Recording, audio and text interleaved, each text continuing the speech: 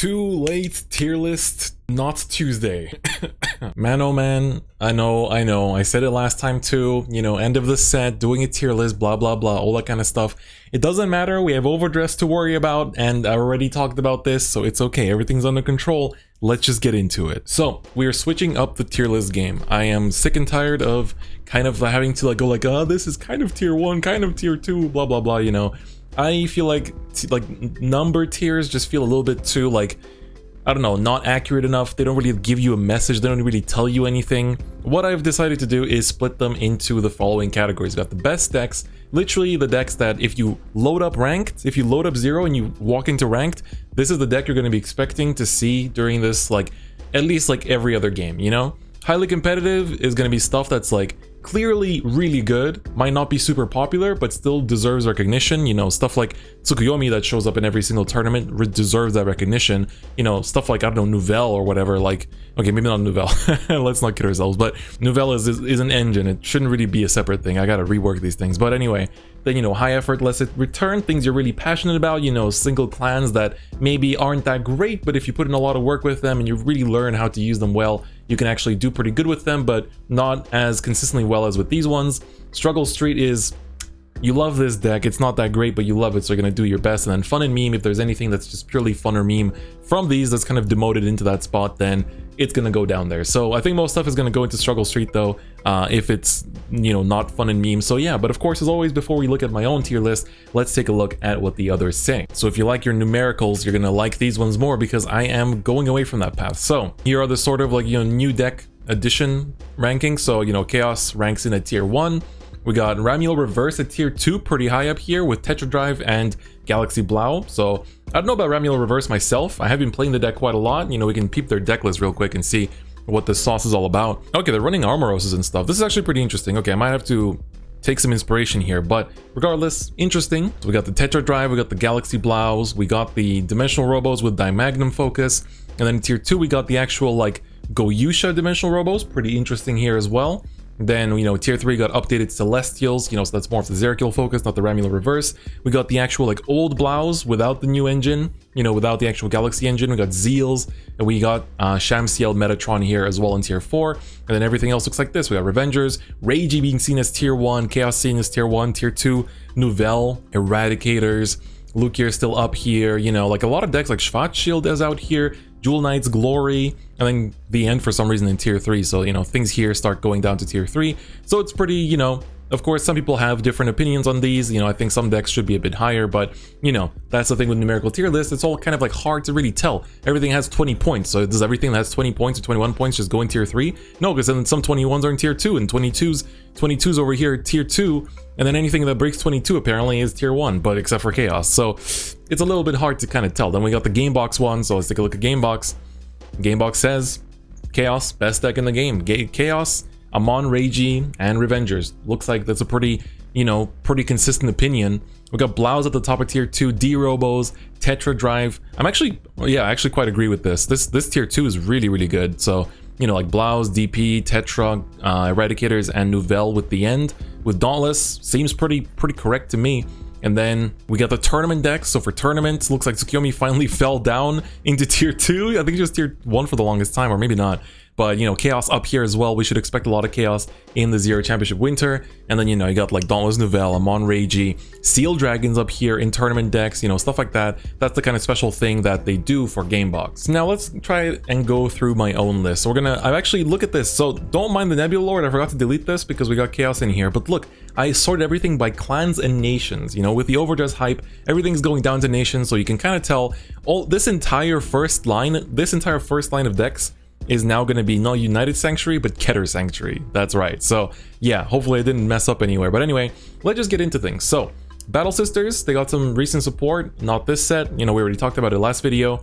I think this is high effort, less return. It's not necessarily a bad deck. It's not Struggle Street. It's actually fairly strong. I think Struggle Street is stuff like this, that kind of you know, it doesn't really pop off as much. On release, it was pretty strong with just randomly critting and kind of managing to push out opponents, but now I think it is a little bit in the struggle side.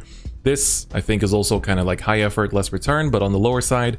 Ramule Reverse, I don't really see it as highly competitive, even though the other tier lists kind of say the game with one kind of says it is. I think regular like Zerakiel deck build is a bit better, to be honest. Although this one, like, if your opponent heals, you get power on your opponent's turn, which is kind of funny. But I think this is more high effort, less return. I think this one might be like also kind of here, maybe like top of highly competitive. I'll reorganize a little bit. Azel is getting support soon. Azel is getting support really soon, but I still think it's kind of like in here for now. I don't know. I feel like you can kind of say this at the bottom of highly competitive. I think this is also kind of like around here. Both these decks are getting hella support literally in like 2 days. So they're probably going to come up all the way here, in my opinion. Jewel Knights, I think, are highly competitive. MLB, I think, is still pretty highly competitive, even though it has been a little bit on the sleeper side slowly lately. You know, I saw the meme video, don't worry. I think Tsukiyomi is still highly competitive. Revengers, of course, we've spoken about. A lot of these decks we've spoken about in the past. You know, we're just reorganizing things. This is still one of the best decks. The End, I'm putting like, literally just put these two together. This is one deck. Just best deck. Just best deck. Highly competitive. We definitely put Steel Dragons in there. This, I think, is high effort, less return. I think that's a good way to put it. You know, see these new titles for the decks just feels good, right? Just feels good. This is also high effort, less return, but like borderline struggle street, I would say. So definitely feels around there. Again, Eradicators definitely feels like one of the best decks for me still. Magatsu, I think, used to be considered highly competitive. I think now it's kind of fallen off. Please give it the Hyaki Vogue reverse support soon. Spikes, I think it's still kind of here. Of course, I keep using Zyfried, but you know, I mean like Dudley Emperor, Baton Dragger, like all that kind of stuff. Reiji seems to be commonly agreed to be one of the best decks right now because it's the one deck that can just like choke your opponent out at 3 with very, very, very minimal effort, and you just have to be able to like balance your deck count, basically. This is Struggle Street for sure, 100%. This, I think, is highly competitive. Definitely like very highly competitive.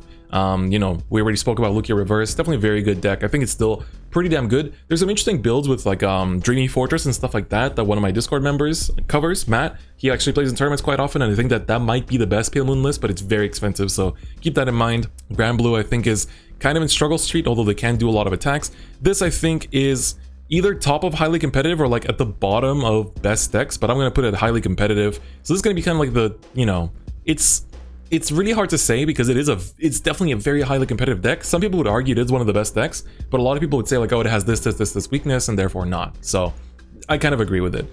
This, I think, kind of goes here, high effort, less return. The other Aquaforce decks just don't feel as great. Glory still like, Glory's become kind of a card you just play together now with everything. Like regular Maelstrom honestly feels less good, but Glory still definitely carries it. But I think Glory as a card has become just kind of like something that's like mixed into every single Aquaforce deck without really like even asking questions anymore. It's just like a random win con you can go for. Definitely think Bermudas are still kind of in Struggle Street right now. Ethics Reverse, I'd say bottom of highly competitive or somewhere around here. It's actually still pretty decent, although Blouse do what it does pretty well. This is really high effort, very low return, borderline Struggle Street, I would say.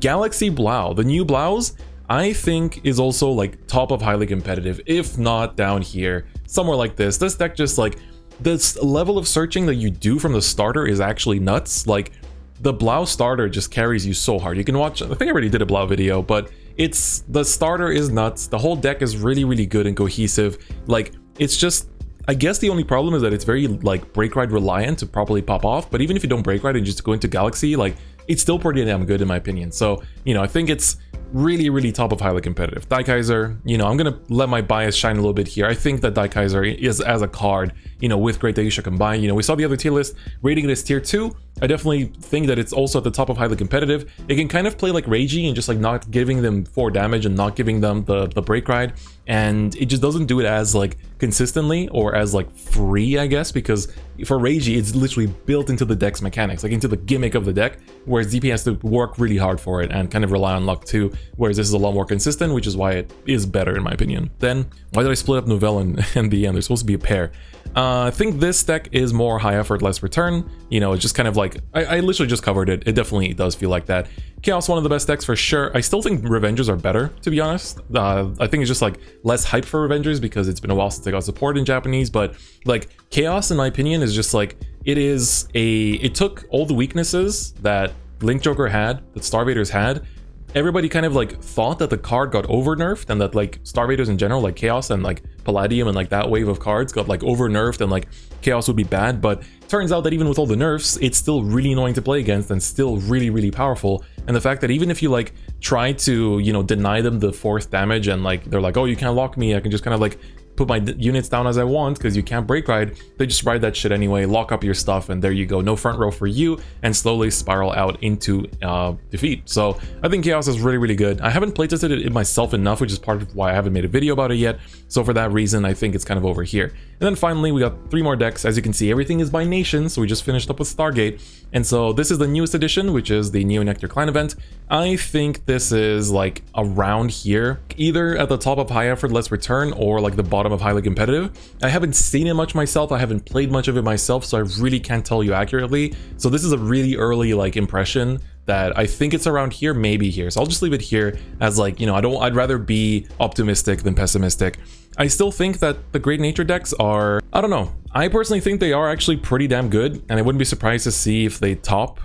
Both of them kind of like go here at the bottom more or less, and I think that, you know, this is kind of like a good way to kind of summarize it, and this Nebulord is just chilling, holding it down over here because Nebulord is the heal for Chaos, so we don't count that. But yeah, so this is kind of how I would organize it. I don't think it's necessary to like say what's tier 1, tier 0, tier 3, 4, 5, etc. I think it's nice to just kind of like break it down in words. I think this is a much more nice way to look at things in my opinion, simply because I mean like these really are seen as like the best decks. If anything, some of these would get dragged in at the top, like these would get dragged in towards the best decks in my opinion, and it's definitely going to change next month because a lot of the cards coming out feel really impactful, whereas here we got a lot of like really strong high tier 2 competitors that like can easily win. Like keep in mind that what this means is that these highly competitive decks should still be able to like, you can take them into ranked or take them into a tournament and feel good if you have put in a little bit of practice with them, whereas like these ones you really have to like grind and learn matchups and learn how to really pilot these decks well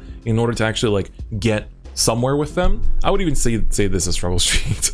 And then Struggle Street is like, even if you put in a lot of effort, it's still not going to give you as much reward. Maybe this goes at the top because it randomly just flip crits and win, but you know, these really feel like they are struggling. Like you have to put in a lot of work just to not get any kind of benefit out of it, whereas this is like you put in a lot of work, you still get rewarded for. You still get rewarded. I think this can go a bit higher, to be honest, but like these ones, you know what, I'll be nice. I'll put Ramulon. No. I'll stay like this. I'll stay like this. I think Angels are really high in this, but I think for now it feels like they still kind of like are 2-piece reliant, really hard to like easy to deny if the opponent knows what they're doing against it.